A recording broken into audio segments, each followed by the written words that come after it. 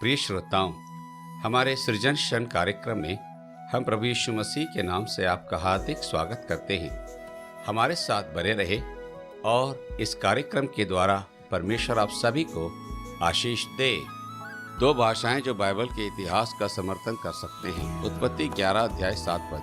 इसलिए आओ हम उतर के उनकी भाषा में गड़बड़ी डालें। बाइबल में मानव इतिहास का वर्णन इस निष्कर्ष पर पहुंचता है कि संसार की भाषाओं का जन्म लगभग 4300 साल पहले हुआ। हालांकि विकासवादी साइबेरिया और मूल उत्तरी अमेरिका समूह के अलगाव को उससे हजारों लाखों साल पहले मानते हैं।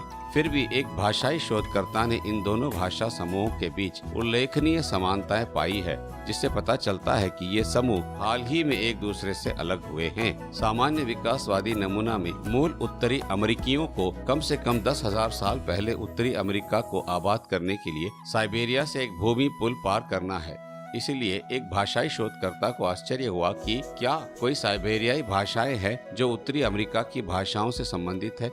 उन्होंने केट भाषा और नोडेन भाषाओं की तुलना की और इन भाषाओं में उन्होंने पाया कि 36 ऐसे शब्द हैं जो एक दूसरे के साथ बोलने में और अर्थ में भी समान हैं। समानताओं में शरीर के अंग, प्राकृतिक घटनाएं और रोजमर्रा की बातें हैं।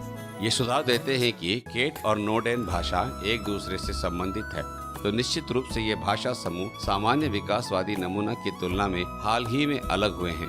ये निष्कर्ष बाइबल के इतिहास को शाब्दिक रूप से पढ़ने में सहायता करेगा। अधिक जानकारी के लिए हमें listenersfeedback@gmail.com पर ईमेल करें। व्हाट्सएप, कॉल, SMS के लिए 852-304-7990 पर हमें संपर्क करें। धन्यवाद।